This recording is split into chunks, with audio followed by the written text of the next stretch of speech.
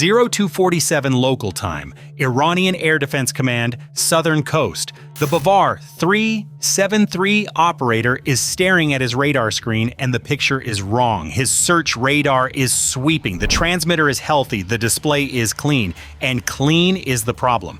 2 minutes ago, his integrated air defense network was tracking 16 unknown contacts on the western horizon. Now, it is tracking nothing. The contacts did not turn back, they did not climb, they did not break formation, they simply stopped existing on his screen. He calls it up the chain. The duty officer pulls the regional picture. Every long-range air search system across the southern coast is showing the same thing. Empty sky, quiet frequencies, no emissions to triangulate, no track to engage. 12 minutes later, the first bunker door at an underground missile storage site 50 miles north of his console ceases to exist. There was no warning, no incoming missile track on his screen, no aircraft on radar, no launch signature from anywhere over the Gulf. Something passed through the airspace he was paid to defend and put a 5,000-pound penetrator through reinforced concrete and into the chamber where his country's anti-ship missiles were stored. The duty officer has one question. What just happened to our sky? 40 miles south, the answer is already changing again. 3 IRGC fast attack boats are running flat out across the strait toward a U.S. destroyer screen, executing the swarm doctrine the Revolutionary Guard has rehearsed for 30 years. They never reach attack range. Something at low altitude is hunting them in broad daylight, and the coastal radar console that should be tracking that aircraft is showing empty water and empty air. Not one weapon, not one altitude, not one radar signature, a whole layered system, activated simultaneously. Iran spent 40 years building a doctrine to deny the United States the sky over the Strait of Hormuz. The United States just turned on every layer of its answer at the same time. And Iran's commanders are about to spend the next 3 weeks discovering that the doctrine they trusted was already obsolete the day it was deployed. In Washington, they already have a name for the system. By the time Iran understands what hit them, that system will have rewritten what air superiority means in a contested choke point. 1400 hours, Pentagon Briefing Room, Washington, D.C., General Dan Kane, chairman of the Joint Chiefs, steps to the podium. He confirms it directly. The United States has achieved localized air superiority across the southern flank of the Iranian coast. 4 days into Operation Epic Fury. 4 days. That is the first piece of the answer. There are 4 more, and when all of them are on the table, you will understand exactly why Iran's 30-year denial doctrine collapsed, and why the single most important detail of this entire campaign is not the F-22, not the B-2, and not the F-35. It is something else. Something the Pentagon has been trying to throw away for over a decade. Iran's doctrine and the Strait. To understand why Iran's commanders had no answer for what hit them, you have to understand what they thought they had built. The Strait of Hormuz, 33 miles wide at the narrowest point. 20% of the world's oil supply transits this water every single day. Saudi Arabia, Iraq, Kuwait, the UAE. Every barrel of crude leaving the Persian Gulf passes through here. There is no bypass. There is no alternative pipeline. There is no second route. Iran's military planners stared at that fact for 40 years and saw one thing: a lever. Pull it. And global energy markets spasm inside 48 hours. War risk insurance premiums climb 300% overnight. Major protection and indemnity clubs issue cancellation notices for the entire Persian Gulf. The international merchant fleet stops sailing. The pressure does not just hit Washington, it hits Beijing, it hits Tokyo, it hits every economy on Earth that runs on oil. Iran did not need to defeat the United States Navy to win in the Strait. It just needed to make the cost of keeping the Strait open unbearable. So they built a doctrine designed exactly for that purpose. 3 layers, all asymmetric, all survivable, all calibrated for one outcome: drag the United States into a fight where every American move opens up another threat. Layer 1, long-range surface-to-air missiles. The Bavar G-73, Iran's indigenous answer to the Russian S-300, designed specifically to engage stealth aircraft at altitude, distributed across the southern coast, networked into a national integrated air defense picture. The mission was simple: make the airspace over the Gulf too dangerous for anything the United States flies. Layer 2. Road-mobile air defenses and shoulder-launched manpads, hidden under desert camouflage netting, concealed in commercial garages, driven from one position to the next on civilian highways. Even after the long-range systems are degraded, these can pop up anywhere with almost no warning. Air crews have seconds to react. Layer 3. Asymmetric naval forces below the air picture entirely. Fast attack craft, mine-laying boats, drone-launching vessels, swarm tactics rehearsed since the 1980s tanker war, each weapon system designed to complicate the response to the others. Engage the SAMs, and the fast boats push into the shipping lanes. Hunt the boats, and the manpads shoot down the helicopters trying to do it. Strike the missile bunkers, and the swarms scatter into commercial shipping while the road-mobile defenses relocate. Iran called this asymmetric deterrence. The IRGC had been refining it since the 1980s. 40 years of layering, 40 years of plugging gaps, 40 years of wargaming exactly how to bleed an American carrier strike group dry inside a 33-mile choke point. By February 2026, the doctrine was complete. It survived 4 days. On February 28, 2026, at 1:15 a.m. Eastern, Operation Epic Fury opened. Inside the first 24 hours, Central Command struck more than 1,000 targets across Iran. The IRGC Navy transmitted on International Maritime VHF frequency, the channel every commercial captain in the Gulf monitors. No ship was permitted to pass the Strait of Hormuz. The choke point closed by force for the first time since the 1980s. Energy markets moved within hours. Insurance coverage pulled overnight. Iran activated all 3 doctrinal layers. The Bavar 373 sites came alive. Road-mobile defenses scattered into pre-surveyed positions. Fast attack flotillas pushed out from Bandar Abbas. By 4th March, 4 days in, General Kane confirmed at the Pentagon podium that the United States already held localized air superiority across the southern Iranian coast. Iran's first layer was already failing. What they did not know yet was that all 3 layers were failing at the same time, to the same system. A system Iran's doctrine had never modeled because the doctrine assumed sequential American responses. Hit the missiles first, then the boats, then the bunkers, then the radars. There was no sequence. The system was already running. The system reveal?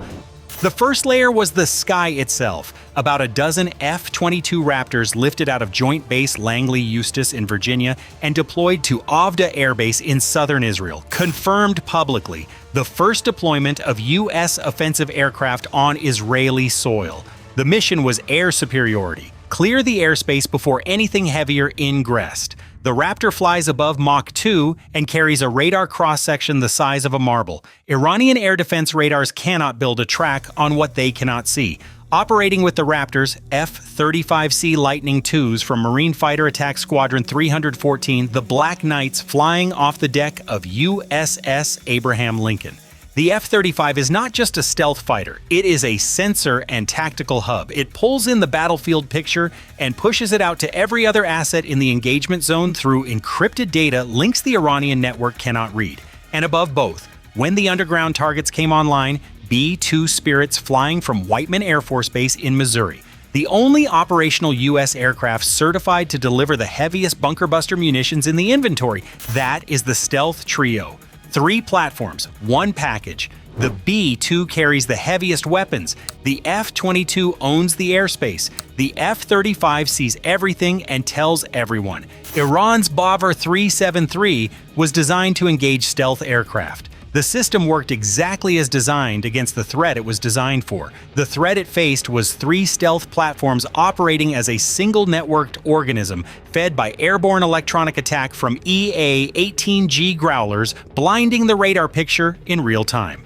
The Bavar 373 saw nothing it could engage. That cleared the high-altitude band. Then came the layer Iran was not watching at all, the A-10C Thunderbolt II, the Warthog, an aircraft designed in the 1970s to kill Soviet tanks in the Fulda Gap, slow, loud, built around a rotary cannon that fires depleted uranium rounds at 3,900 per minute. The Air Force has been trying to retire this aircraft since 2014. The A-10 is also the perfect platform for hunting fiberglass speedboats in a 33-mile choke point.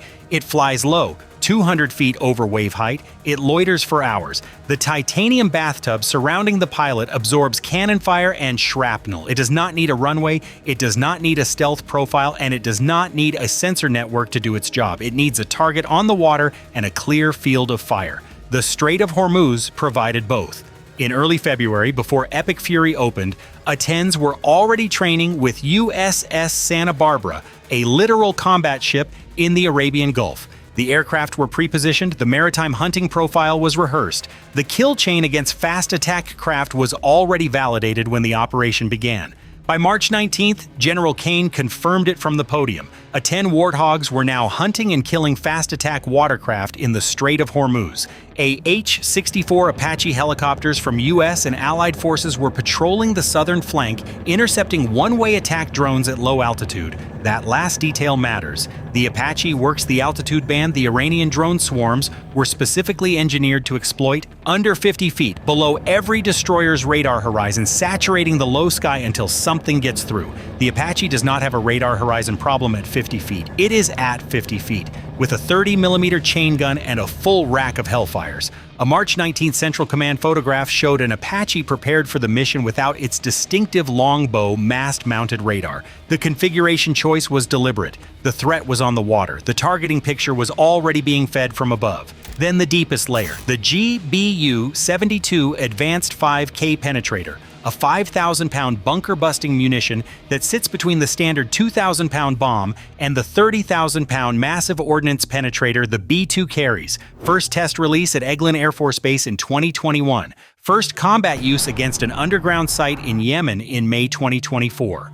On March 17, 2026, Central Command confirmed the GBU-72 had been used for the first time in Operation Epic Fury, striking hardened underground storage facilities holding Iranian coastal defense cruise missiles along the southern coast. The GBU-72 does not hit a bunker door. It penetrates through the rock above the chamber, through the reinforced concrete below the rock, into the storage room where the missiles wait. By the time the warhead detonates, it is already inside the target. Iran's third doctrinal layer, the underground arsenal protected by 60 feet of rock, was the layer Iran believed could survive any opening strike. It survived for 17 days. Now run all 4 layers simultaneously and look at what Iran was actually facing. High altitude, F-22s holding the airspace. Invisible to Bavar 373, above and ahead of every other U.S. aircraft in the engagement zone, mid-altitude, F-35Cs from the carrier feeding the entire battlefield picture to every shooter on the network. Iran's communications cannot read the data link. Iran's radars cannot see the platform. Low altitude, A-10s working the wave tops in broad daylight, hunting fast attack craft with a cannon designed to penetrate Soviet armor, loitering on station for hours. Below the radar horizon, Apaches intercepting drone swarms in the altitude band Iran's doctrine assumed belonged to the IRGC, and against the deep buried targets, B-2S delivering MOPs and tactical aircraft delivering GBU-72S through the roofs of bunkers Iran believed were untouchable. 5 layers of attack, 1 synchronized system, no single radar profile to defend against, no single frequency to jam, no sequential response to predict. Iran's denial doctrine assumed the United States would arrive 1 platform at a time. The United States arrived as an ecosystem. By March 19th, the southern flank of the Iranian coast was an operating environment Iran's commanders no longer recognized. The Bavar 373 sites were degraded. The road-mobile defenses were displaced and redisplaced and running out of pre-surveyed hide positions. The fast attack flotillas had taken catastrophic losses. The underground missile sites were exposed. And working the wave tops in broad daylight, engaging targets without facing meaningful air defense response, was an aircraft the United States Air Force has been trying to retire since 2014. The A-10 Warthog, the aircraft the Pentagon has spent over a decade trying to throw away. The aircraft the Air Force has argued is obsolete. The aircraft Congress has had to rescue from the budget axe in successive Defense Authorization Acts. The aircraft scheduled for full retirement by 2027. That aircraft was hunting Iran's Navy in the most strategically critical waterway on the planet, in broad daylight, without facing a single successful air defense engagement. The system the United States turned on in the Strait of Hormuz was not a single weapon. It was the entire combat ecosystem activated simultaneously, and the platform that broke Iran's denial doctrine in the choke point where it mattered most was not the stealth fighter or the strategic bomber. It was a 50-year-old close air support aircraft the Pentagon called obsolete. Iran trained for 40 years to swarm American destroyers. They did not train for a warthog above them with a cannon and unlimited time on station. The numbers and the cost. By April, Pentagon officials confirmed United States strikes had destroyed more than 10,000 enemy targets. Iran's Air Force and Integrated Air Defense Network were assessed as suffering catastrophic losses across multiple categories. USS Abraham Lincoln and USS Gerald R. Ford operated together, a rare dual-carrier presence. Two carrier strike groups, 3 and 12, sustaining high-intensity operations from offshore. Carrier Air Wing 9 flying around the clock. The dozen F-22s out of Avda Air Base. The B-2s from Whiteman flying global routes to deliver weapons through the roofs of Iranian bunkers. The Marine F-35Cs off the Lincoln. The A-10s and Apaches working the southern flank. Every layer, every altitude, every threat profile, simultaneously. There was a cost. On March 19th, a U.S. Air Force F-35A flying a combat mission over Iran made an emergency landing. Central Command confirmed the aircraft landed safely and the pilot was in stable condition. The incident was placed under investigation. The campaign continued at full tempo. That is the only line in this script that gives Iran anything. The mission held. Resolution and forward threat. Iran's denial doctrine for the Strait of Hormuz collapsed inside 3 weeks. The Bavar 373 was outflown by stealth. The road-mobile defenses were outpaced by speed of targeting. The drone swarms were intercepted at the altitude they were designed to exploit. The fast attack craft were hunted by an aircraft the Pentagon had been trying to retire for over a decade. The underground bunkers were opened by a weapon that did not exist in combat use until 2024. 5 layers, activated together, every Iranian countermeasure calibrated for a single threat profile. The system the United States turned on did not have a single profile. The Strait of Hormuz is not yet fully reopened. The mines are degraded, not eliminated. Commercial shipping is still cautious. 22 nations have signed a joint statement contributing to safe passage. The work continues. But the question now is not whether the United States can do this again. The question is whether the United States will still have the aircraft to do it. The A-10 retirement schedule is unchanged. By 2027, on current Air Force planning, the Warthog is gone. The platform that broke Iran's choke point doctrine in 2026 is on a fleet retirement clock. The F-35 is not built for 200-foot maritime patrol. The Apache cannot carry the same firepower over the same time on station. The drone systems being developed to replace the role are not yet operational. Iran's next doctrine will be written around what they learned from the system that hit them this month. Every radar gap, every altitude band, every kill chain, every weapon they did not see coming. They will study all of it. They will build for the gaps. The United States activated a layered offense that defeated a layered defense in 3 weeks. Iran built a layered defense to deny America the sea. America activated every layer of attack at once. The sea opened.